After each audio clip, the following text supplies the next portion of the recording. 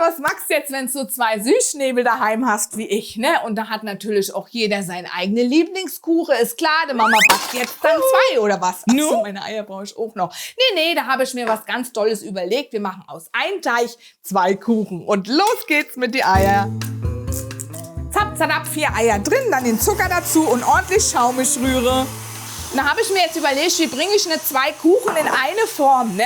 Und da habe ich so ein bisschen recherchiert im Internet und da bin ich bei der modernen Hausfrau auf diese Kuchenform gestoßen. Passt ja irgendwie zu mir, ne?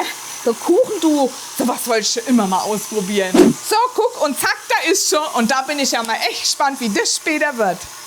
So, dann brauchen wir schon mal für den Grundteig noch die trockenen Zutaten. Wie immer habe ich da ein bisschen Mehl, kommt der Backpulver dazu und unser Prisele Salz. Das können wir schon gleich mal ein bisschen unterheben, ne?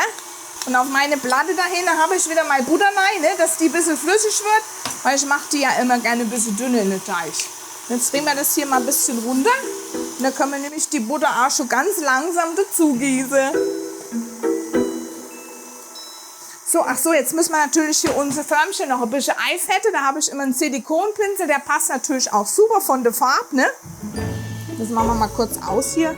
Der ist lang, ne? Und dann habe ich dann auch noch ein paar Semmelbröselchen hier hin. Die nehmen wir auch noch, dass wir dann später alles hier rausbringen. Einmal so ein bisschen Eisstreue. Mensch, das klappt ja wie am Schnürle, ne? Und dann können wir schon wieder einschalten, ganz ein bisschen bloß. Und dann geben wir die trockenen Zutaten schon mal dazu. Und immer schön löffelweise und langsam mit dem Mehl, gell? Jetzt habe ich noch so ein kleines Geschmackshighlight da hinten in der Ecke, nämlich so ein paar Löffelchen Schmand. Das wird herrlich, kann ich euch sagen. Und jetzt machen wir auch die Maschine aus und rühren jetzt nimmer.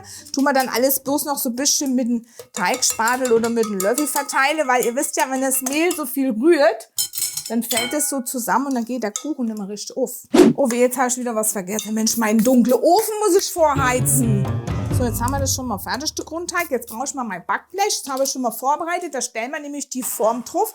Weil wenn da nämlich was drin ist, sonst kriegt ihr das nicht richtig gehoben. Dann fällt das nachher alles nur auf die Küchenboden, ne?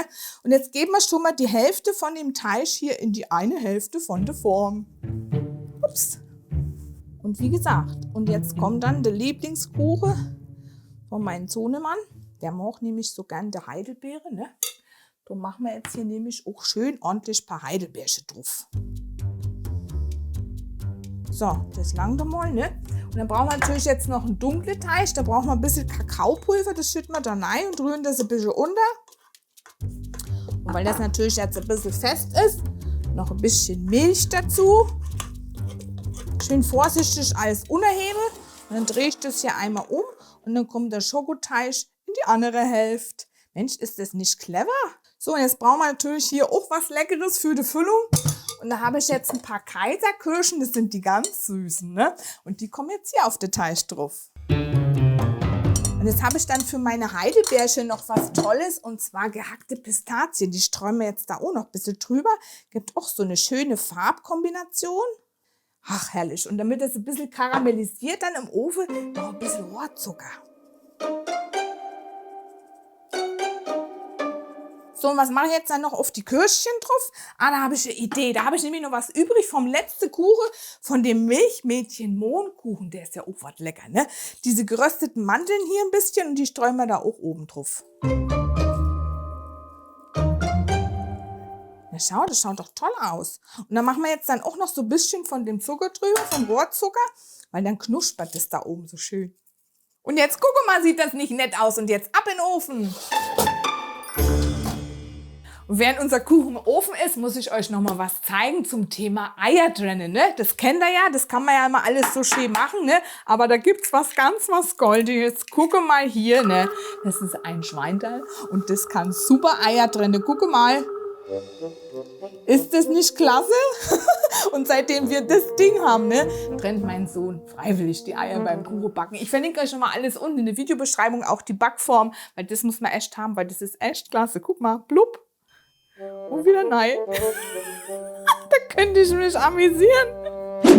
So, guck, jetzt habe ich schon mal den Kuchen raus aus dem Ofen und das duftet herrlich, ne? Und das Stäbchentest habe ich schon gemacht, das passt. Einfach mal mit so einem Holzstäbel rein und wenn es trocken ist, dann ist es durch. Und jetzt lassen wir dann noch ein bisschen abkühlen.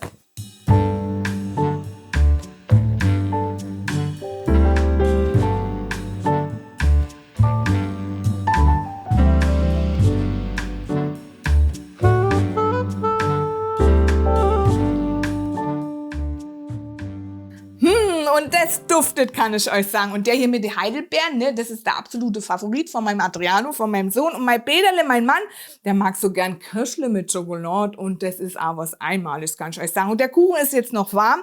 Drum hatte Joanna auch die Silikonform eingefettet. Muss man ja eigentlich nicht. Aber da muss man warten, bis er komplett abgekühlt ist. Und die Zeit habe ich nicht. Also macht's unbedingt nach. Ciao, macht's gut.